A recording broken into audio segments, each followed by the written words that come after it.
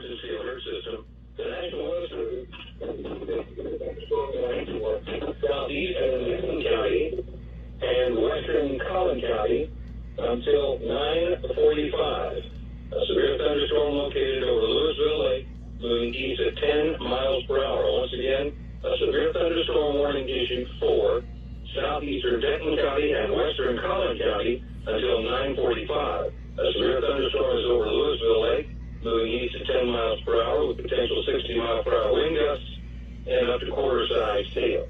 All North Texas stations affected by this alert are requested to relay the preceding message.